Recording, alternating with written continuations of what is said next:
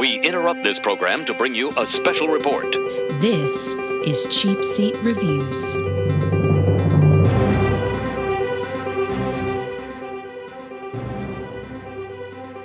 Hello, and thank you for listening to Cheapseat Reviews, the podcast that explores the Hollywood film industry for the greater good.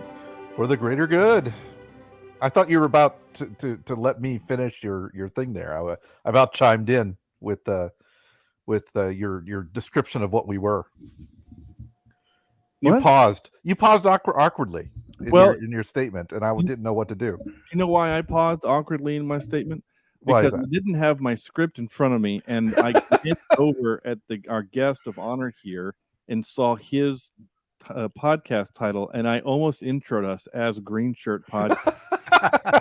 I had to set my brain to say, "Wait a minute, that's I thought it was Gollum. Maybe surprised you there. no, Back there. no, it was literally a moment. It was a hiccup because I paused before I said, "Thank you for listening to Cheapseat Reviews," because I was about to say Greenshirt Podcast. It's going to be a little interesting. Okay. Well, watched the Star hello. Trek episode this week, right? What? Yes, we did a start. Yes, yeah, we're going to do all of the Trek. Nothing but, I mean, we do have Captain Kirk in this, so that's pretty fun. This is episode 449. You wouldn't be able to tell by the way this is introed already, but it's fine. This is episode 449, and tonight we are finally talking about Dungeons and Dragons: Honor Amongst Thieves. And what I mean finally, I mean this is like a month and a half in the making. It's just Forever. It's just the way things go. You know, the move was longer than expected. I was living in a camper, Sam's camper, for a little bit. Like, it was just, all of the things were crazy. So, And it would have been nice if you told me. yeah. Yeah, it's a little bit of squatters. Living in a van down by the river. Yeah, right. Yeah, the Yeah. camper down by the river. Yeah. Yeah. So yeah, we're doing 2023's Dungeons and Dragons: Honor Among Thieves, and boy, I'm excited for this one. I cannot wait to talk about this. And of course, we had to have this particular guest on because there is a rule with him Yeah. at Cheapseat Reviews. But who is that guest? Well, I'll tell you in just a second. I am Sean Allred, and on my screen here, I'll put Paladin in parentheses because when I played World of Warcraft, which is the closest thing to Dungeons and Dragons I played, I was primarily a Paladin, so that was my class. So I am Sean Paladin Allred, and joining me tonight is Andrew. That is scalding hot. It is ridiculous how hot that is. Ethan. I can relate to that moment in the film because I do that on a regular basis. I just wish that I had an ice finger that I could cool my drinks down with. But, it is what it is. I want to say I'm going to be lost in this episode because Dungeons and Dragons, out of my realm of expertise. Just saying. No worries. Interesting. That's okay. So, Again, yeah. I've never watched it or played it either, and that's fine. Also, I do want to play a game in a minute. I think we should all assign each other classes. I think that would be fun. I mean, I've already kind of claimed Paladin because I'm From Sam. Well, no, but sure. We'll get there later. All right. Also joining us is Sam. Now we're on Plan C, which is basically Plan A. And I didn't really mean for that middle name to work out the way it did, but the fact that this is the third attempt to do this episode, that kind of makes sense. Vector. I guess, yeah, right. And Sean, Yeah. I need you to roll this dice here. It might be weighted so that you roll a 1, but you just need to roll it anyway, okay? Okay, that's fine. Yeah. I'm going to actually have a dice tower. I want to get a 3D printed dice tower. Yeah, I know a guy. I know you know a guy. And he has a really lovely camper that I stole. And making his return is Cameron. I can't use magic to solve every problem except the problems that we have in this story. Harrison. That's me. Yeah. I use magic to solve all my problems. Yeah. You want to borrow some? You might need some. I definitely need it. I could use some magic for my computer right now. It's doing Computer magic is the only magic I don't know. Yeah, and as a guy that works in the IT department, you'd think I would have it, but sadly, even some things can't be fixed with magic. Yeah. Yes, this is about the most sword and sorcery movie you could possibly watch. So thanks for bringing me on. Oh my gosh, absolutely. We're so glad to have you back on. So yeah, you've been on now for Willow Plus. We had you back on a few weeks ago. We've done King Arthur: Legend of the Sword, Giant snakes. Giant Snakes. What was the other sword and sorcery movie we had? Fellowship of the Ring. Fellowship of the Ring. Nice. Was there another one? Was that it? I think that was it. I felt like there should be more. I don't know why. Yeah, it does feel like wasn't there. I was on for like We didn't do like a Merlin thing, did we? We tried. Yeah. We really did try. Jesse was on for Princess Bride. Fellowship, Willow. Let's see. This one, Willow, Arthur: Legend of the Sword. Yeah, that's it. So Interesting. okay. I don't know why it feels like it's been more, but yeah, you've been our sword and sorcery guy. And so when this movie came on streaming, and I thought, oh, this would be a fun one to do for the podcast because no one saw it in the theaters, and it just looked kind of fun, and it's got Chris Pine, who I like, and right now I really love old man Hugh Grant. He's kind of my favorite thing right now. Like when we saw him in The Gentleman, like he was one of my favorite parts of that movie. And so I was like, okay, this looks kind of fun. And we watched it with some friends, and I was just floored at how much fun this movie was. So I think like within minutes of watching it, I think I sent Cameron a text and said, hey, this is the movie we're going to do for you to come back on the show. And I said, wait, the 90s one or the new one? Yeah. Yeah. But either way, the answer is yes. But I was going to prepare in two very different ways. Yeah. And I said the new one, and you said, good. I've already watched it 2 times or something like that. So that's cool. So Andrew, go ahead and tell people what this movie is. Dungeons and Dragons 2023's Dungeons and Dragons. A charming thief and a band of unlikely adventurers embark on an epic quest to retrieve a lost relic. But things go dangerously awry when they run afoul with the wrong people. Okay. Actually, doesn't that happen several times in this movie? Yeah, a couple times. Yeah. I mean, it's just it's not only the overarching story, but it's like 3 times over. I mean, that's how a D&D campaign goes. That's pretty much it. Yeah. A bunch of little quests that are all kind of the same. Okay. But also, isn't that the plot of almost any heist movie? Oh yeah. Yeah. Yeah. Oh yeah. Well, and a lot of fantasy movies too. I mean, it almost kind of feels like it's the plot for every episode of The Mandalorian, where he has to go on a quest and then annoy. Well, yeah, especially that first season was every bit of that. Every episode was just a quest episode, basically. Yeah. We've stolen your ship. You want to get it back? You must go do this thing for us. Okay. It's like the Jawas had the little question or the little question marks floating over their heads.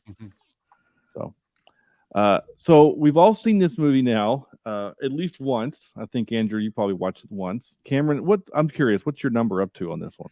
4. 4? I watched it 4. Yeah. What about you, Sam? Yeah, I'm up to 3.25. 3. Okay. I started watching it with the girls tonight, and we saw up until parts about a quarter away through. Okay. So, also, just curious, is Sam about 2 seconds behind for everyone else, or is it just me? I think he's just taking dramatic pauses.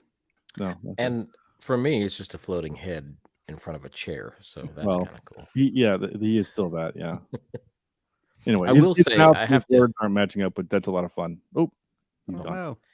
I did watch this a time and a half. Actually, I watched it through once for the show here, but the first time I watched half of it was on an airplane, and I fell asleep halfway through the movie. So I did see some of it about a month and a half ago. Sure. Yeah, that's okay. So time and a half. Now, Andrew, maybe we're getting ahead of ourselves, but you say, you're not going to be much use because you're not a Dungeons and Dragons expert, but did you feel like you needed to be for this movie? Did you feel like you were missing things? Okay. I was constantly questioning if I knew about Dungeons and Dragons, would this make more sense? You know, It didn't make like, sense. It did, but the characters, you know, would I relate to them better, I guess is the question. If I understood their roles, if I understood how, you know, how it relates more to the game. I mean, you guys have been talking about rolling a 1. I have no idea what that means. But you know, how does that relate to the movie? That kind of stuff. I just feel like if I knew the gameplay a little, that I would maybe appreciate or have a different understanding of the movie than I have now. Okay. All right. Yeah. Okay. So would you think more or less of the movie? No, in my opinion, that you don't need to know anything about the game. Like there's connection. If you're like really into the game, you can kind of draw things, and I'll talk about those throughout the conversation. But like I think they did a really good job of just like basically just making a fantasy movie. Yeah. Well, and I agree. For what it was enjoyable, but I just wonder, I just wonder if I would have a different understanding. Okay. Well, I have to add on there, you know, playing the game and being part of a D&D group made me enjoy this so much more, knowing what was kind of going on behind some of these actions and some of the spells and some of the things that they were doing. And you could, you know, almost see somebody rolling a 20 or rolling a 1 on some of these fights that they were doing. And to me, I thought it was brilliant of how they incorporated the actual gameplay from a tabletop into a movie like this. So yes, it was a fantasy movie, but it really paid great homage to the game itself. So some of the things that you were missing out on, Andrew, I didn't know about, and I was okay for the ignorance. So I watched about an hour and a half ago, the Cinema Sins for this movie, because it came out like 8 days ago, and the host of that series does play Dungeons and Dragons like a lot. So he kept pointing out all the little factual errors in the movie because of that. So they literally have a counter for movie sins and then D&D sins. D&D sins, nice. So like when she's doing her escape as the druid, and she changes into 7 different things, but you can't do that. You can only change twice. Yeah, you can't do all that. Yeah. Okay. There's a cooldown period too. So it's like, yeah. Right, but I mean, like that scene was awesome, and it needed all of those her to change all those different times. Yeah, thank God there wasn't a moment where like she couldn't change, and then later they're like, "Well, why couldn't she change?" Also in the rule book. What book? yeah. Or Like, she's like, "Well, yeah, I can only do it once every hour." That seemed pretty arbitrary, like. Yeah. They already made that. Well, that's part of the rules, Sean. You mentioned earlier, maybe it was off air, about how you don't understand the rules, that it's chaotic. That's the kind of rules you have to play by, right? So if you're in a fight or you're trying to get away, if you are a changeling, you cannot, change more than twice in a certain amount of time. Yeah, I can't. So there are rules to that. So somebody who could change like that is OP. Well, and the fact that's basically what it is. The fact that she also changed into an owl bear, which you can't do in the game either, because they just wanted to show an owl bear. That's all which is I mean, it was cool. Now that I've seen it, it's like, that's really cool. Because like even in the movie, like, what is that? He said, that's an owl bear. Like they were just like in awe of the moment, which was really funny. So okay, I really like that part. Yeah, he's really into Avatar right now. So any mashup of 2 animals. Yes. Yeah. So like the first time we watched it, my wife and I did the same bit. Where like, what is that? Oh, it's an owl bear. Oh, you mean like a platypus bear? No. You mean badger bear? No. Just owl bear. Okay. I feel I should specify Last Airbender, not James Cameron. I knew what you meant. Yeah, I could tell. Yes. Yeah. Okay. So Sam, why don't you hit us with your 5-word review? Sure. I've got 2 here. I've got the first one is more fun than it should be. Yep. And then I have here, and this is my official one, movie rolled a dirty 20. Oh. Oh, what's a And dirty 20? it's a dirty 20. Now, and those who know D&D and know the game, to roll a 20 is to statistically roll the best odds possible, right? If you roll a 20, you are having a good day, right? You're killing the guy, you're chopping off his head, you're finding the gold, you're doing whatever you need to do if you roll a 20. Generally, you don't roll 20s. A dirty 20 is still a 20, but it's like you rolled a 17 and then some of your attributes added numbers onto it, right? So you don't necessarily get the big bonus of a pure rolled 20. This movie is great, all right? I really enjoyed it.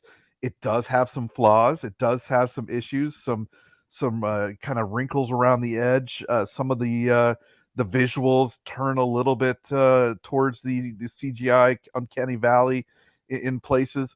But I go back to my first review that says, this movie, it is so good that it just surprised me. It really did, because it has no right to be this good. A movie about D&D and with kind of, certainly they advertised it, they marketed it pretty well, but man, this to me felt almost like a Pirates of the Caribbean type of, adventure, fun, characters that you root for. I really, really enjoyed this movie, guys. I did. And, to the point where I'm excited to watch with my girls and enjoy it with them too. So, I've seen it more than 3 times, and I'll probably see even more than that. So that tells you how much I'm liking this thing. Yeah, I didn't answer my own question. So I watched it with Billy and Catherine, right? And then once we decided to do it for the podcast, I watched it again when we were going to try to do it that weekend, like a month ago. And then when we had to move it to last week. So I watched it last week. And then when things fell apart scheduling wise and whatever, we couldn't do it last week. We moved it to this week. So I watched it again today. So I've seen it 4 times all the way through also. Yeah. And I have to admit, my 4th time was more like 3.8 for me. So you beat me, Sean. Yeah. Watching the beginning again for the 4th time, you realize the brilliance of the exposition dump they did while he is pleading his case in front of the whatever they are, the council. The sheer amount of information that they give you in that, and yet you are still interested in listening and wondering what the heck is up with Jonathan and all the little quirky, funny things that go on in his story. It's brilliant. It really is. Any other film would have bored you to death with that type of exposition dump, and they did a great job presenting that to you. And that has one of my favorite, because I really feel like they, kind of to my point earlier, like they get meta occasionally, but it's baked in. Like you don't see it unless you know it. Like nothing sticks out, I don't think. And that has one of my favorite meta moments where he's talking about his backstory, and you're like, oh, it's one of those people who are just like, I got to get my backstory out. I wrote my whole backstory on the back of my characters. Like no one cares. No one cares. Yeah. Well, that's what I was getting ready to say. That the only thing I do know about the D&D game is what I've heard my students talk about, just kind of in passing, and I have heard them complaining about people's backstories, and so that's exactly right.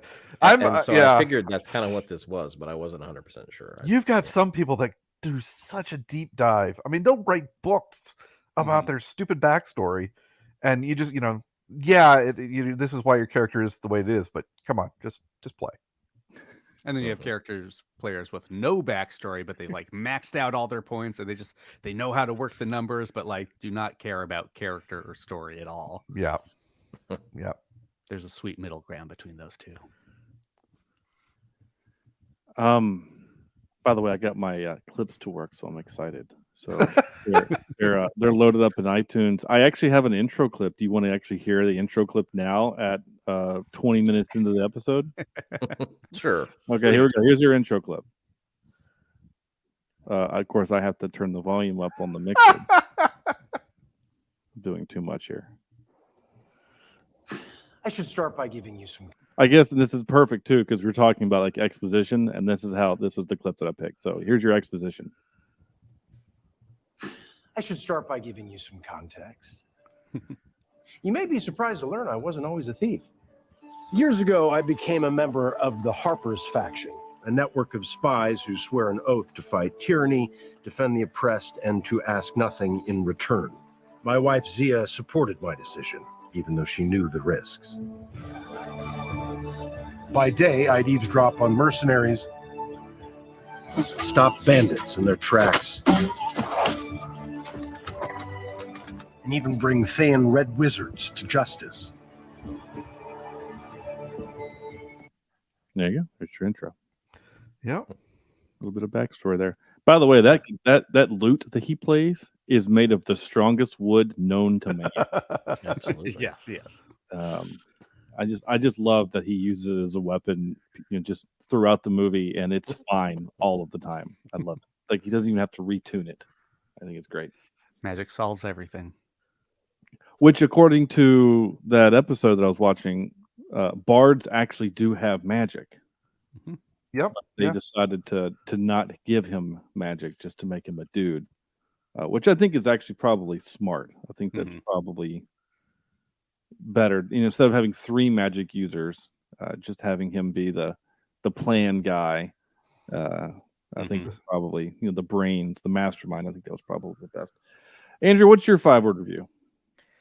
Well, I have to start by saying I thought a dirty 20 was what I got put in my G-string at my other job that I do on the weekends. But I mean, that's pretty good. Yeah. That's quite a tip. It is. I said this gives me modern day Princess Diary vibes. I don't know, not Princess Diary, Princess Bride. Let's say what? Okay. Get Anne Hathaway over here. Wrong princess. We have that, and I think it was more in that beginning exposition time that, Princess Bride, we have the grandfather kind of telling the story, and I kind of got those vibes at the very beginning. But the whole thing, as I went through, I was like, yeah, I could see if someone were telling this story, this is, it almost felt like there should be a narrator at some points. But anyway.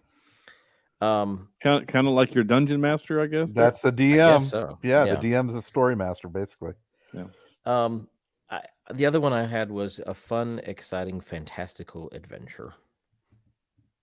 And honestly, I would like this movie if it were not called Dungeons and Dragons and it was just called, fantasy fun, I don't know,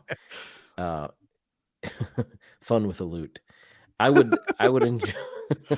I would enjoy it just for, because having said already that I have no idea anything about Dungeons and Dragons, I feel like this could be enjoyed by any audience member.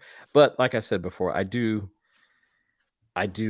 wonder if I knew more about the game, if I would have a different appreciation for the movie. And I don't know that will necessarily take anything away as far as how I score the film, but I don't know.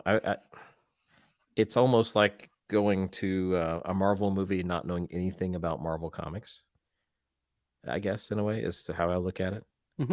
Yeah. I mean, that was things and you're like, oh, that was a reference. I don't know what it was, but is it important that I didn't get it? Not really. I mean, when Iron Man came out, I knew nothing about Iron Man. I didn't know anything about him, and since then, I just I love those movies, and I don't really know anything about them other than the movies. Right. Yeah, and I just feel like there are little nods and little things in this movie that I kind of feel like I'm left out of. You know what I'm saying? Mm-hmm.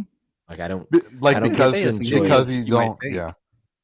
Well, and there might not be. I just feel like maybe there's some things I don't get to have fun with that everybody else does. I don't know. Yeah, I get that. Well, I mean, there's some of that. Yeah, I mean, like right now, like Star Trek Lower Decks, and Cam, I know you haven't watched that, or have I'm you? caught up on Lower Decks. Oh, you are? Okay. Yeah. I didn't know if you were holding out because you haven't watched Voyager or all of DS9 yet. No, Lower Decks. I mean, I know that they make lots of references, especially this season, but no. Yeah. But like that's it. Like Lower Decks. Like Sam, I made you watch a couple episodes of Lower Decks mainly because it's some of the brain power behind Rick and Morty.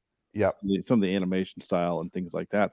But there are jokes and there's references in that you wouldn't have gotten or you don't get because you haven't watched all of Star Trek. Most of it, yeah. Yeah, but that's... Yeah, I'd say Lower Decks is like, if you don't know the references, you definitely feel like you're missing out on... Yeah. But Lower Decks was made for Trek fans. Yeah. I mean, it's... They use the names of things, but not really as jokes. They're just, what's the city they're in? Neverwinter.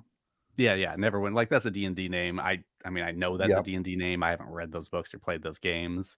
But I mean, most of it is kind of like what we're talking about, what Sam was talking about. It's like, oh yeah, if you play the game, you can kind of see the player behind the character, but there's a lot of projection there too. Like, I don't feel like, you're right. There's another layer there, but I don't think it's like keeping you from enjoying certain things. It's not like, right. It's all on top of each other instead of separate. It's not right. Does that make sense?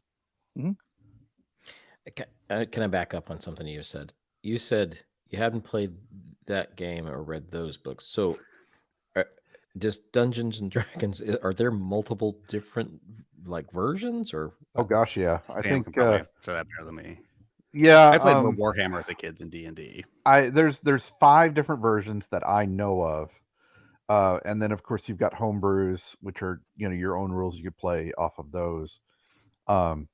It's like every 5 to 10 years they bring out a new book with new rules and new characters and new spells, and it's basically expansion. Okay, right? It's like, and you can buy campaigns, so you don't have to make up your own. Yeah, you get a book with a story, and I think like Neverwinter came from one of those. I think. Yeah, there's the Icewind Dale story that came out. You see that on the map at the very beginning. Yeah, there's Baldur's Gate, for God's sake, is probably the most popular or the most famous campaign / place in Dungeons and Dragons. Mm-hmm. I mean, isn't Baldur's Gate like a game right now? Like it's its own game. Yep. Now, right? Yeah. Yeah, and it's based off this world. So yeah. Okay. Mm-hmm. I like it. So Cameron, your 5-word review. Okay, yeah, I've got 3, so I'll go silly to serious. So the first one is potatoes have never been funnier. When she yells, "She's throwing a potato" at the beginning, like that might be my favorite bit of ADR ever. They just kind of recorded that later and decided to pop it in. Potato Runner, so good. My second one is let's play punchlines and pathos. The amount of emotion that comes through at the end of this movie is surprising and so deftly handled, which leads into my real, I guess, final 5-word review, which is tone balanced on blade's edge. I kind of mentioned it, but like, I think, especially when we get to the paladin in this movie, like if they had gone one step sillier or one step more serious, like it would not have worked. But they managed to like run it right down that narrow the walkway, and I mean the whole movie, I think, like quite literally down that narrow walkway where is he gonna go around it? Is he gonna go around? Oh nope, he just went right over. Yes, I love that end up with that character. I mean, they could have easily gone more meta with this, or they could have been more serious like the 90s one or something. I don't know. But I just before this movie I was always like, why do they keep trying to make a Dungeons and Dragons movie? Like, what is it besides just a fantasy movie? Like just make a fantasy movie. Like, what's Dungeons and Dragons going to be unless you're like cutting to the players or doing something weird like that? And I don't know, this one showed how you could do it right. Like, you do kind of just make a fantasy movie, but like you give the characters the classes and you give them their alignments, and you kind of write them like the OP player and the character player. And I love how the characters can never remember the words and they just mispronounce things. That's felt like a definite inside joke to a degree. And then like the paladin character is just like, oh god, it's that character who's just taking the game way too seriously. Way too serious. Yep. So I loved him. Yeah. It was really good. And like I said, like it's funny. It's the action scenes are also good. Like it nails the action, it nails the comedy. And I was welling up at the end when he had to sacrifice his wife to save Olga. So yeah, I mean they nailed it. They kind of nailed it. All right. He does get to say goodbye to her dragonfly, though. That is true. He does. Yeah, And I had that moment, and I thought, oh, how sweet, dragonfly. And there's and the metaphor is it kind of does hit you in the face 2 or 3 times throughout the movie when he's remembering his wife and she's like, you don't try to capture it, you just have to let it go. Yeah. And like that's the memory literally of his wife saying it's okay to let me go. And of course it takes to the end for him to realize that. But but like just seeing him act out like the realization that like I loved my wife, but my daughter doesn't know her mother. She doesn't miss her mother. She misses this substitute mother, this mother figure of hers, and maybe that's the person worth saving at this moment. I mean, that's a pretty deep kind of like emotional turmoil to put a character through in Dungeons and Dragons. Yeah. Yeah. And Chris Pine nailed it. Chris Pine is great in this movie. He's the charisma he exudes in this movie is he maxed amazing out on his thingy stat sheet.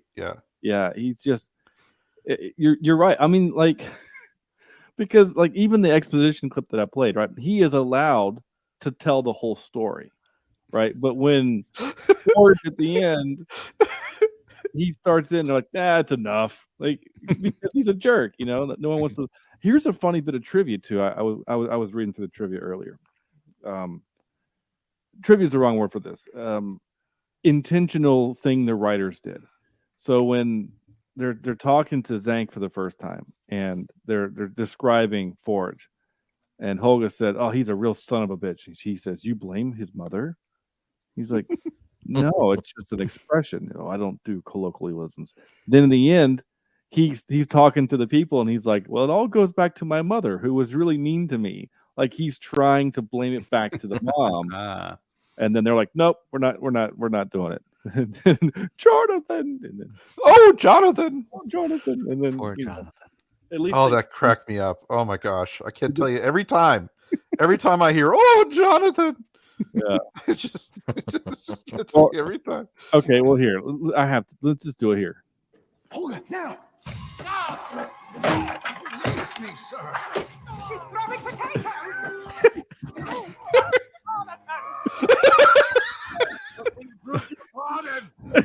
That's the best part. Oh my god, I love it. But there's your line in there, Cam. There's your line. Yeah. Release me, sir. She's throwing potatoes.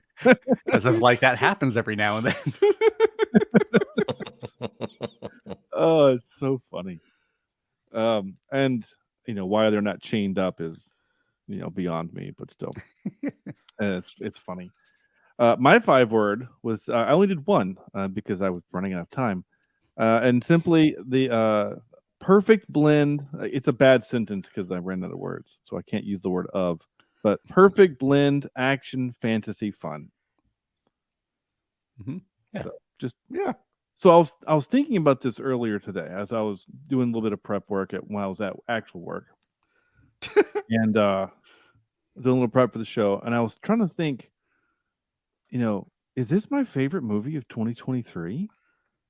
And then I had to go back and look at what movies of 2023 I've actually watched. Now, I haven't seen very many movies from this year, just because it felt like we were displaced for half the year with the move, and just didn't see. So I haven't seen very many movies from this year. And I asked our good friend and cinephile Will what was his favorite movies of the year, and he sent me his 30 list. Wow. He had Guardians 3 at number 5, which was pretty interesting for a guy who claims to be a artsy snob when it comes to film. He's like, Guardians 3 was up there. So I was trying to weigh in my head, would I put this over Guardians 3? Because I haven't seen Across the Spider-Verse yet. Oh yeah, it would be number 3 to those two. Yeah, and I haven't seen it yet. But here's the thing: I've had an opportunity to watch Guardians 3 again, and I haven't. I've watched this movie 4 times.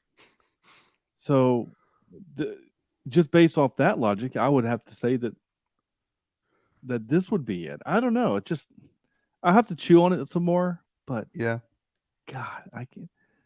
I wish, like, Andrew, I know that you said you felt a little lost and whatever. Like, I was so happy that this movie was as good as it was and as fun as it was. And like Andrew or Sam said, it didn't have any reason to be as good as it did. no, not at all. I mean, like, even the clip that you have, your background right now on YouTube, like, that scene cracks me up every time when he starts glitching.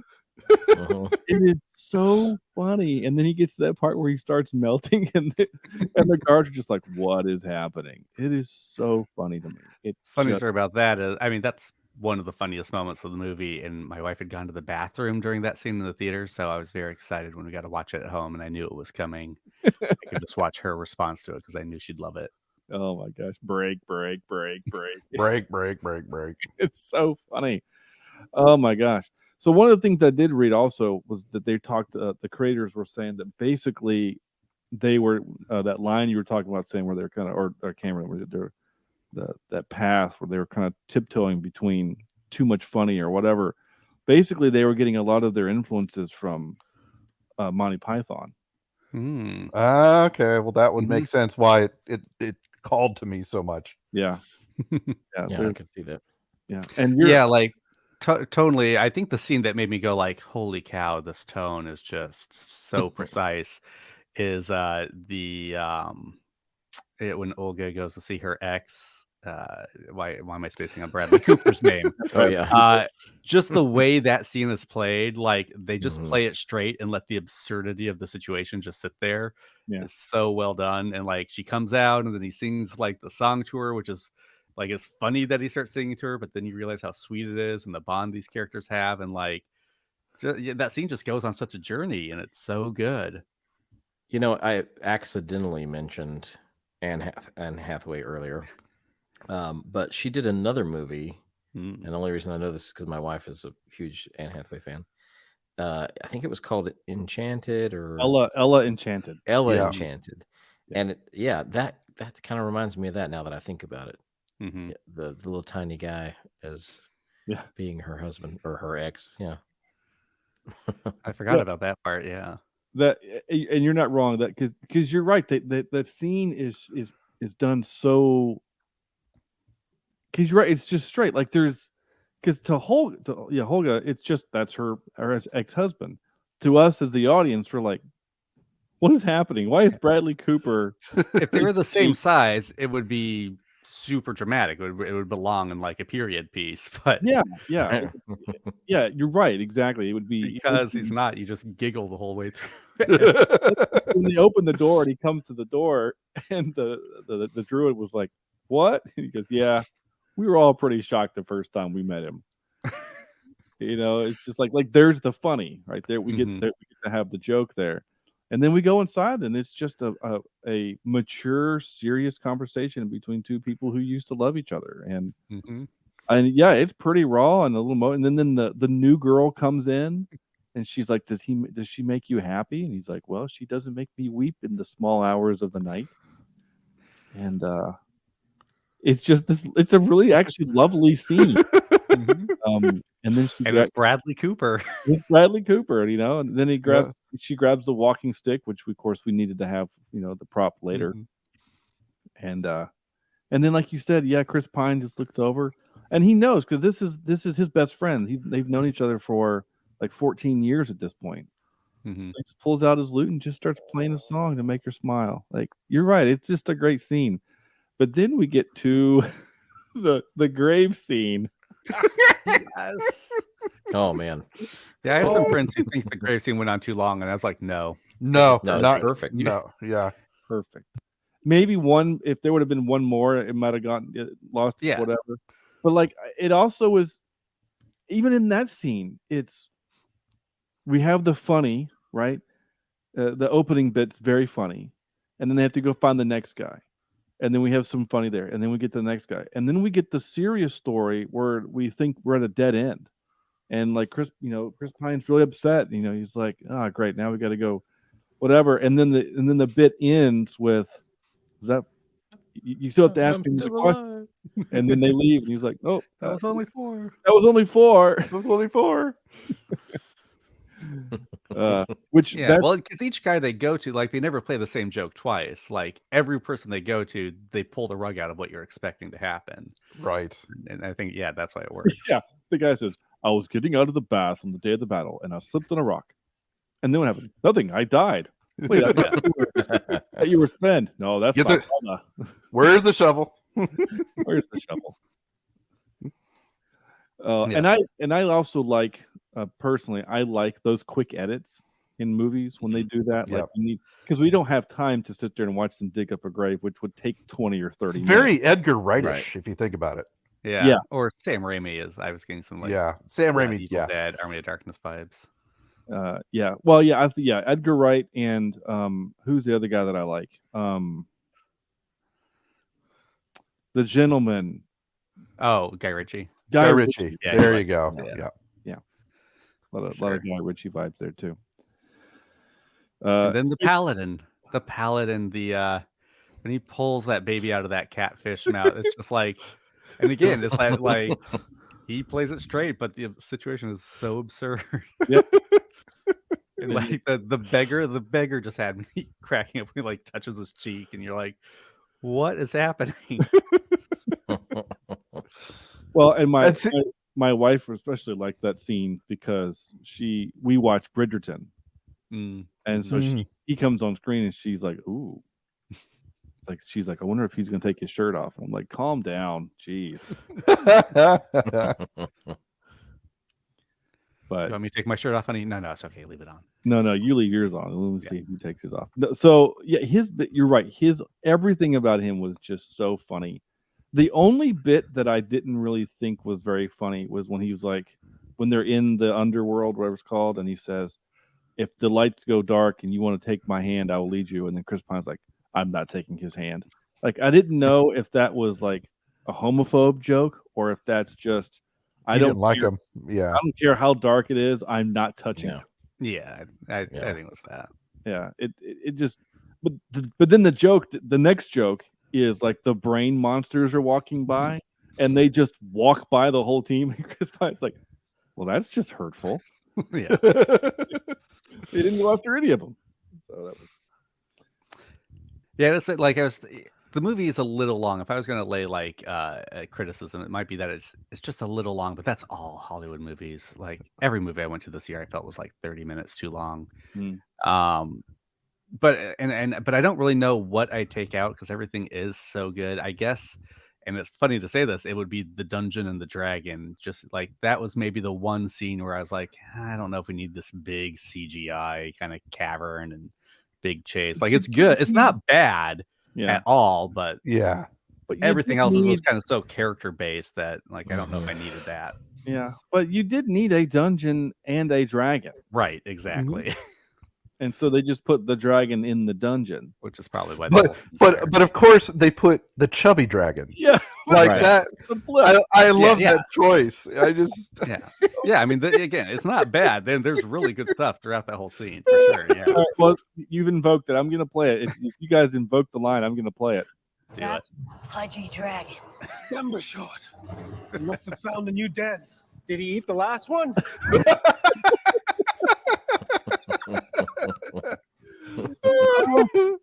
I love the pudgy dragon scene. It cracked me up. I mean, I know that like literally, like the whole purpose of the dragon is there to eat the undead Thayans or whatever. Like I know that. Yeah. But the fact that it at one point it knows that it can't run to get them, so it just rolls. I had a cat like that once. I was getting ready to say it reminds me of a really fat cat. Yes, exactly. It's funny. Oh my gosh, I gotta play it again. I'm sorry. That's one pudgy dragon. December short. He must have found a new den. Did he eat the last one?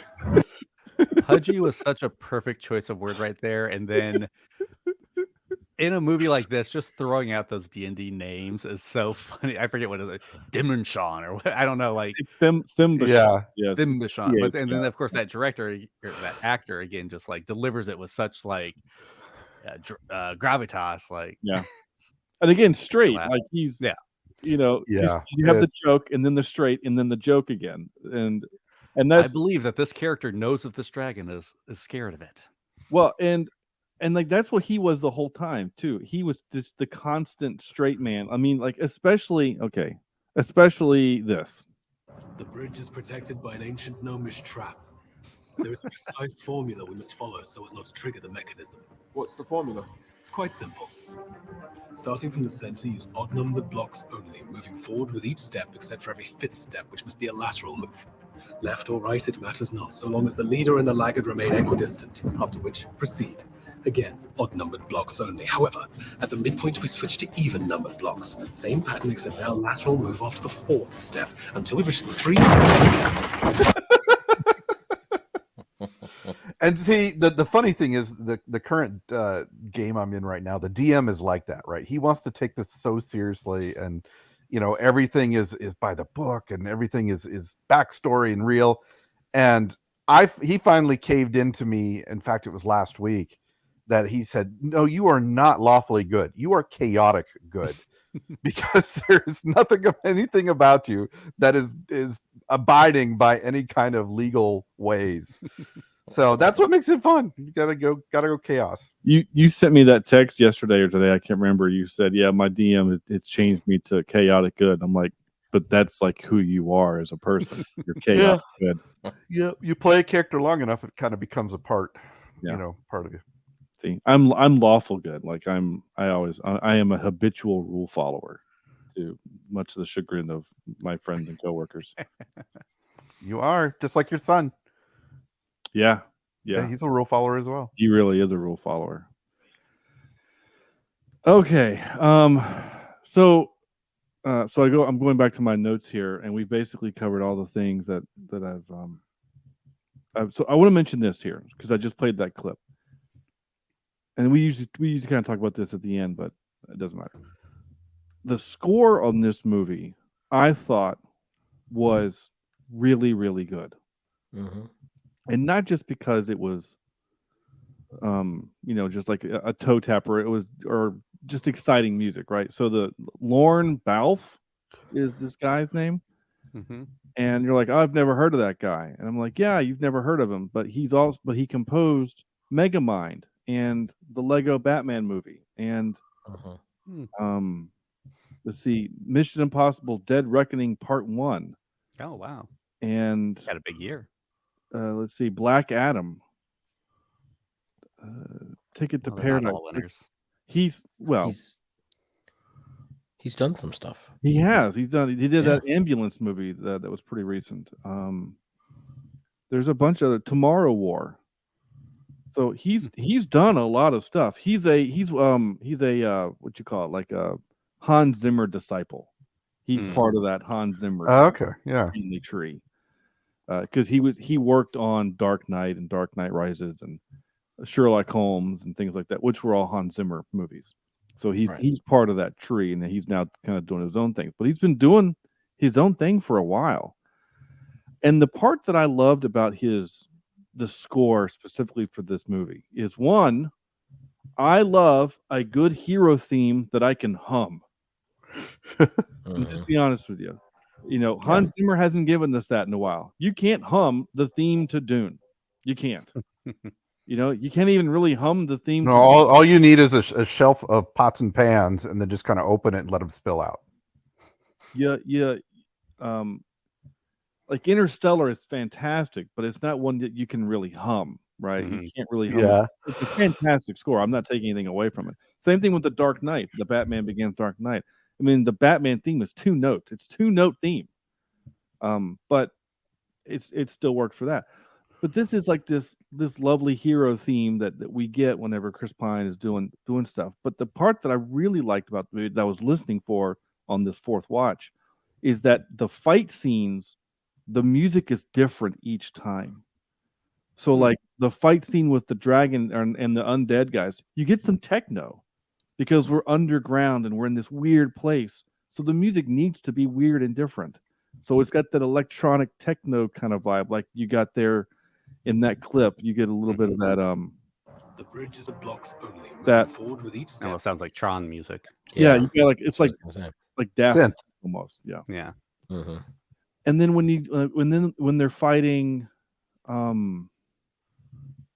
like when they're doing the heist, it's very light and kind of heisty, fast music. And then the fight scene at the end, we get the big heroic theme with all of the action happening. I mean, they might as well have been playing the Avengers theme at that point because it was very Avengers-y in that moment.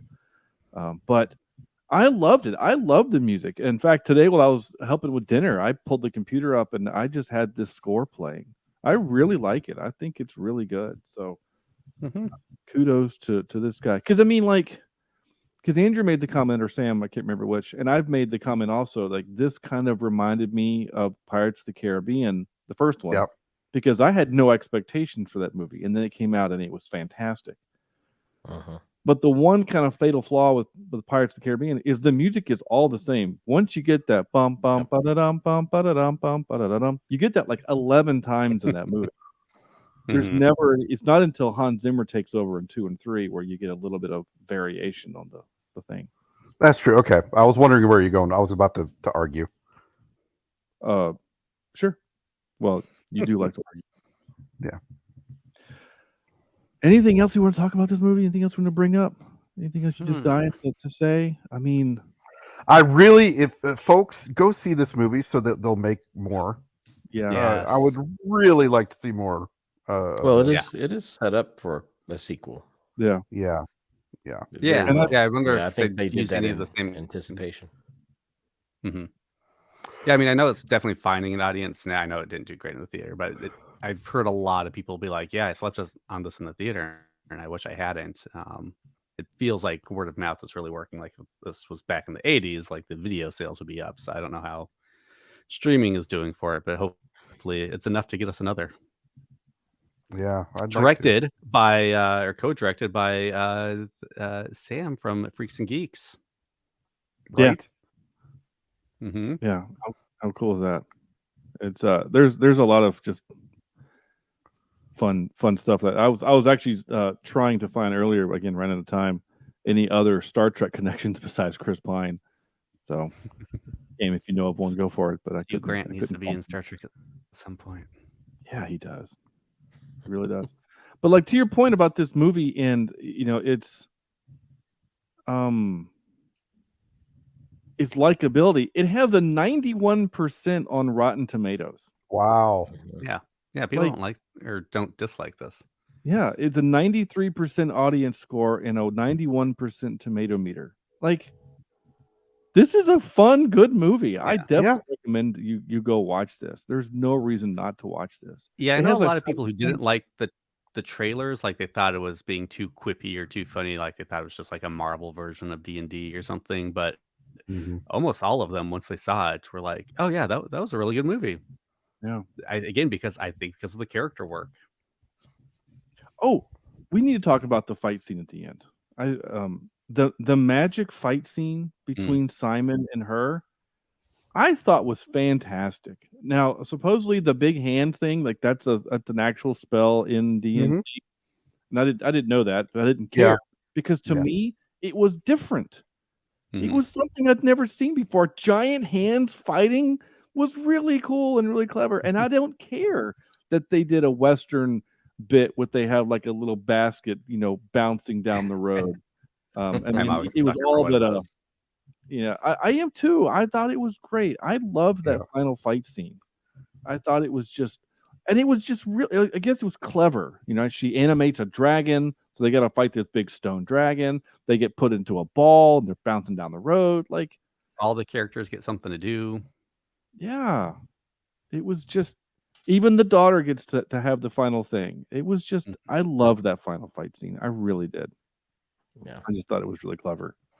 A lot of times movies drop the ball in the climaxes. I think that's where most Marvels falter. Is like the big fight scenes at the end are always like, well, we just gotta have a bunch of CGI blobs fighting each other. No, you don't. Yeah. Yep. There is that. I mean, that's the one thing that I've always said that I like Infinity War over In-game?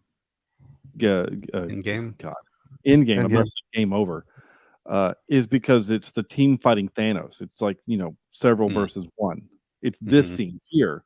Whereas when the final battle, there's so much happening on screen that you don't get a chance to really watch individual characters do cool stuff because they have to have this huge battle, which was cool. But like, also it was like, but give me some more Spider-Man doing stuff. Or anyway, you ready for the rest of the clips? If there's nothing else we want to bring up, Yeah, sure. All right, I got a few other ones here that I don't think that I played. Let's see. I played. Hold it now. Oh, I'll play that one. Let's hear her say it again. Release me, sir. She's throwing potatoes. Okay. The best ADR performance ever. The warble in her voice. It's so good. Hold on. I love the Jonathan too. Just the Oh, Jonathan! Yeah, that lady is good. yeah. I want her to do more stuff. Like, can you voice over for the intro for the podcast? That'd be great. I don't remember what this one is. Thanks, pal. What's wrong with my lips? They're too big for your face. What? A lot of people like my lips. I captured that one just for Sam because you're always making fun of his forehead. Yes, his giant forehead. I thought you'd appreciate her making fun of his lips. I played that one. There's this one. What is it exactly that you bring to this? Me? I'm a planner. Make plans. You've already made the plan, so what value do you have now? If the plan fails, the existing plan, I make a new plan. So you make plans that fail. No. He also plays the lute. Hogan, not relevant. Trust me. I'm indispensable. Yeah. It's indispensable. Maybe one other kind of just small criticism. And it's not, I didn't really feel it watching it, but thinking back, like that one character, the changeling, she's really the only one who doesn't have like a good arc in the movie. Maybe not every character on the team needs an arc, but well, she's a little bit. She goes from I hate all humans to you humans are okay. Right. Yeah. So she does have a little bit. Yeah. I mean, I guess because you can't have, not everyone. Because you have a team of 4. And so, and then the daughter, but basically a team of 4. So they each can't have like a huge arc. Simon is a coming of age story, right? Ed is, the grieving father who realizes that the woman that he needs in his life is here next to him, not the one that he lost 15 years ago. Holga goes past, she has to move past her deal with Bradley Cooper and move on. So yeah, they all have their thing. But you're right. She just kind of goes. It just feels a little unbalanced that she's like the one character whose like backstory doesn't get resolved. Yeah. But she is an owl bear, so that's pretty cool. Yeah. Okay. Here we go. Here we go. Were you killed in the Battle of the Evermores? Yes. Great. Not for you. Sorry for your loss. One more question, right? Yes. No, that wasn't for you. Did that count as a question? Yes. Damn it. Only answer when I talk to you. Okay? Yes. Why did you say okay at the end of that?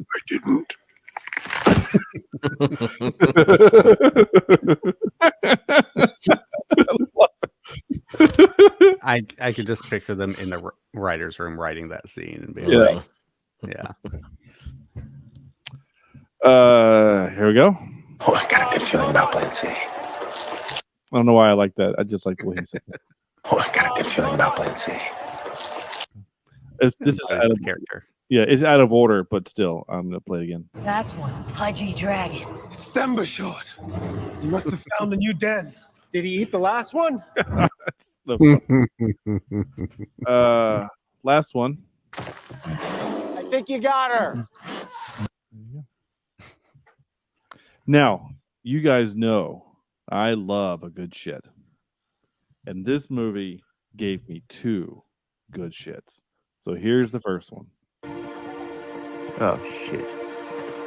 So that was the dead guy that they didn't ask the final question for. All right. Like I got you. That was only 4. Oh shit!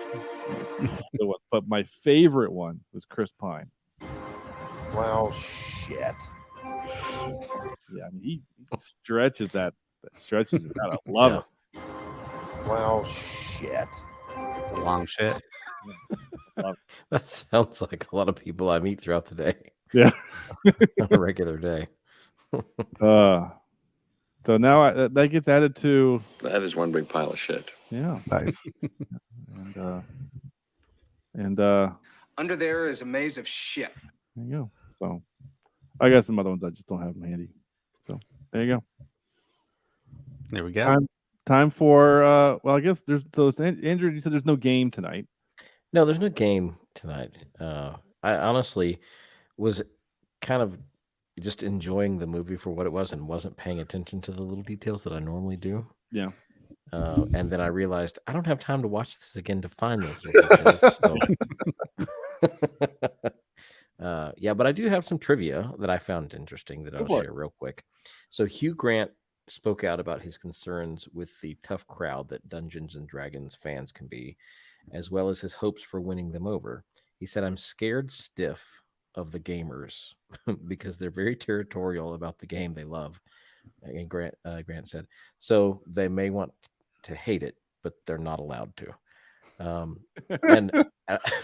And I can relate to the way he is feeling about this, because as someone who plays video games or somebody who has something I'm very passionate about, when someone else tries to do it and they don't do it the way I want them to do it, and that's happened with any number of movies that we've seen made. I mean, the DC movies, the whole DC franchise is not the way Sean wants it, and so I just for their own sake, I just wish they could make good movies. No, you're not wrong. You're not wrong. And then another little tidbit that I found is the characters from the 1983 cartoon, the animated Dungeons and Dragons, which are behind my head, make an appearance in the movie. I love it. Which is pretty cool. Which, again, I didn't even know about this cartoon until I just Googled Dungeons and Dragons before we started the podcast. That was a staple on Saturday mornings for me in the 80s. It really was. Yeah. Oh, wow. I was a fetus. But I thought that was cool, even though I have no idea, and I didn't realize they were in there until I read the trivia. But that's pretty cool. And then the last thing just goes back to what I said at the beginning, and I didn't realize this until I started reading the trivia while we were talking. But John Francis Daley cited that The Princess Bride, Monty Python, and The Holy Grail, The Lord of the Rings, and Indiana Jones were all influences on this film. Mm-hmm. So yeah, I could see it. Absolutely, definitely. Okay, well, I'll play. Wait, where's my clip? I don't know where it went. Okay. Well, I guess I'll play. Was that supposed to happen? Yeah, that's not what it's supposed to be, though. I can't find it, so I won't play it. So instead, I'll just play what I just played, and we'll just move on to our out of 10. We're going to give this movie a score from 0 to 10. Andrew goes first. Yeah, it's a 7.3 on IMDb. You said it was a 91, I think, on Rotten Tomatoes. Mm-hmm. I had fun with it. I can't say that I would have watched it 4 times in a month. But I did have fun with it. I did enjoy it. So it's going to be a higher score for me. I'm just going to go 7. Just a solid 7 for me. That's fine. And again, I may be higher if I had a little more intimate knowledge. I don't know, maybe. That's a big maybe. But 7 is where it is for now. All right. Cam. I think on my DVD app on my phone, I've got rated at an 8, but that doesn't allow me the kind of subtlety and nuance Cheapseat allows me with the reviews. So I think 7.8. 7.8 7.85 is where I'm going to put this. 7.85. Okay, that's a good score. Sam, 8.23. Okay. I think I'm over 8 on this one. It just seems like something that I will continuously find fun. And if this was old school days where movies were, you flip through the channels and you stop on a movie, this is one of those movies I think I'd always stop on. So yeah, it's just great. More people need to see this so that we can have some more. Yeah. One thing I didn't get to mention, I love the practical effects in this movie. I love how much practical there was, really. They did a lot more than Jonathan is a dude in a suit. Yeah, like that catfish is an actual puppet there. Yeah. Yeah. And I like that movies are going back to that. Like I think we swung the pendulum too far with like Phantom Menace and all that, the Star Wars movies in the aughts. Van Helsing. Well, yeah, and like I don't know if this was the movie, but it kind of felt like Mad Max Fury Road was like the point where we're like, hey, let's do practical stuff, and like we're swinging back towards that with more of the practical effects and things like that. Yeah, I know like Lord of the Rings did a lot of practical stuff and things like that. So until they didn't with The Hobbit. Right, which was part of that pendulum swing, over there going too far with you're right with The Hobbit. Well, and I think that we are okay with practical effects now because we can blend and merge them so seamlessly with CGI at this point. But we've known that since Jurassic Park. Yeah. I mean, it still holds, for the most part, holds up. A 93, 100%. movie is perfect blending of the two. Yeah. It does help though that the CGI parts of that movie doesn't have to interact with people. Sometimes though. And no, not in the way they do these days. No. Yeah. They're not riding a velociraptor. Right. That's a CGI. They should. I mean, that'd be cool as hell. But they don't. They did have a Jurassic Park scene though, Sam, in this, right? When they're on the opening bridge. Yeah, they're on the bridge, and Chubby Dinosaur is down there, or the dragon, and he jumps up to bite her leg. It was a shot. Absolutely, yeah. Oh, it was, yeah. The That's opening reminded me of a cross between the openings of Frozen and Jurassic Park. Where they're bringing the Velociraptor in. Yeah, where they put the box up against the wall. Yeah, you're right. That's. I mean, even the trivia I read was like they did a shot for shot for the Jurassic Park. Like that was intense. Interesting. The leg bit. So, yeah, this movie did a lot of that kind of stuff, which I loved. Speaking of, I love it. This is my turn to give it a score, and I love this movie so much. I mean, and you guys know how much I loved King Arthur: Legend of the Sword. This is so much better than that, man. This is so much better. It has more rewatchability, and I mean, I've probably watched that movie 6 or 7 times now. King Arthur. When we were packing to move out, I would just put on the DVR and just hit play, so I can kind of come in and out of the room and whatever. And I had such a good time. I love that movie so much. Even the big snake bit is weird, and there's a lot of strange things happening, but I don't care. I like that movie, obviously, because I gave it a high rating. But this movie is just so fun. And I'm with you, Cameron. I can't, or Sam, I think you said you're going to watch it with your girls. Like, I want to watch this with Declan. Yeah. And, I mean, really, there's nothing bad except for the, something like there's some language. It's just some language. With a couple spooky bits, but well, shit. You get one of those, but like, it's not that bad. He's heard worse from his grandfather, so I'm giving this a 9. Wow. All right. I can't give it a 9. I'm going to give it a 9.1. That makes this an 8.045. I mean, I adored this movie, you guys. And that actually tracks because I forgot we actually reviewed Guardians 3, which I gave a 9.2. Wow. No, there you go. There's your objective answer to which one you prefer. Yeah. It's at a tie with Indiana Jones and Raiders of the Lost Ark. Wow. Okay. Yeah. I'm not saying this is a better film than that. I'm saying I had such a good time with this movie, and every time that I watched it was the perfect time in my life to watch it. Because we've talked about that on the show. Like sometimes we're just grumpy and we just need something fun, and this was like in a time where we're moving and our house was delayed, and it's just a grumpy. I'm just a big Sour Patch Kid. It was nice to watch something fun. So anyway, that's it. That's our show. That's it. Cameron, please tell our listeners where they can find you on your two awesome podcasts that you do. Sure, yeah. I've got 2 Star Trek podcasts. I've got Open Pike Night, where we're covering Strange New Worlds. And have lots of interviews with the cast and crew and other awesome celebrity guests coming on to talk about Strange New Worlds. You can find us Open Pike at Open Pike on Twitter is probably the best place for now. Openpike.com is the website where you can find us everywhere else, so you can just look for us there.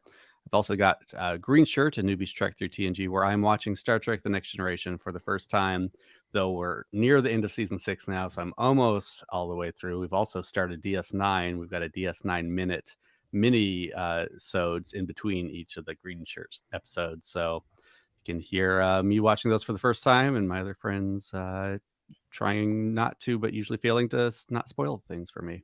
Well, so when you get, I mean, you do it every other week, so it'll take you a long time to, I mean, it'll basically take you another year to finish. Probably another year to get to the end of season 6. Then we'll do the movies, and then we'll probably do 30 episodes of Picard. So Well, we've still got a bit to go. There's 7 seasons, right? 7 seasons. Yes, yeah, we're in season 6. So yeah, end of season so 7. You got another year to go. So my question would be, would you then do a full episode on DS9? Like you just catch up and then do a full episode of DS9 and then do your minute with Voyager and then Right. Yeah, we'll see. We'll see how motivated I am. It's been a lot of Star Trek in my life, and I've got a Lord of the Rings podcast in me somewhere, so we'll see if we've got the time. The short ones are really fun though. It's fun to just kind of get out all of our thoughts in 9 minutes. Okay. Lord of the Rings podcast, interesting. Yes. Like I mean, obviously more than just watch one movie and then do a talk. You're talking about like I kind of want to do a minute by minute. Yeah, there's a podcast that did a minute by minute of Highlander. Yes. Yep. Our friends over at Time McLeod. Yeah, episode 1 is minute 1 and minute 2 of Highlander. Like that's also how a good Jaws one. Let's Jaws for a minute. They finished up theirs, but that was a good one too. I don't think I could do that. No, it's so fun. Well, Cameron, thank you so much for coming back on the show. We really thank appreciate you for having me on. I will get you guys to watch and bring me on for Your Highness one of these days. Oh, I think we did that though, didn't we? No. Did we not do Your Highness? So oh, okay. I've been watching just for this show because as soon as I see it streaming somewhere, I'm letting you guys know. That's fine. Perfect. Fine. Yeah, and then anyone else has any kind of good sword and sorcery movies? I mean, Camelot would be a good one, or I've never watched Excalibur. Give me a reason to watch that finally. Yeah, with Sir Patrick Stewart. Highlander itself, we could do one day. Sure.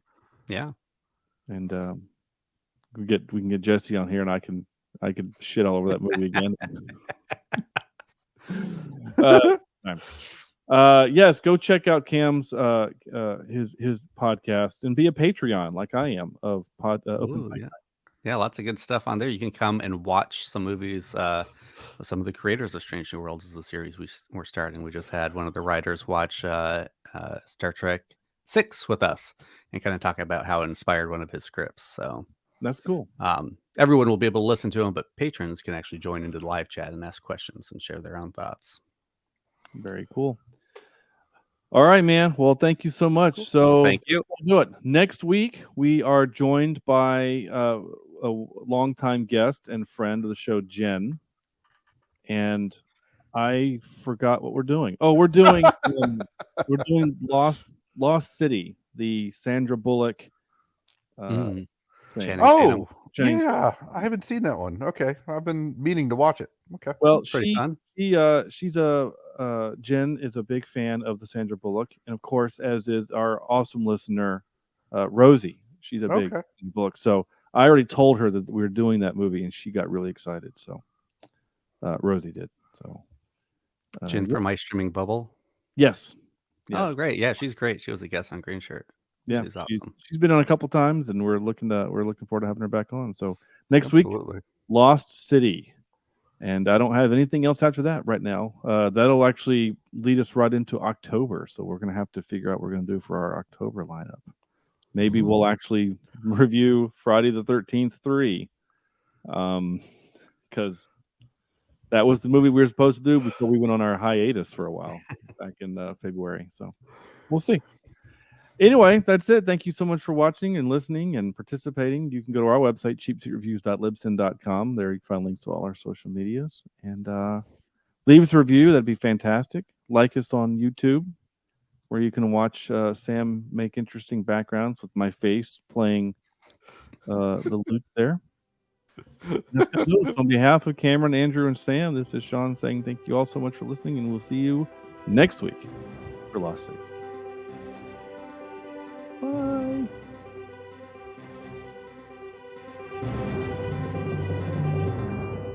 This is Cheap Seat Reviews.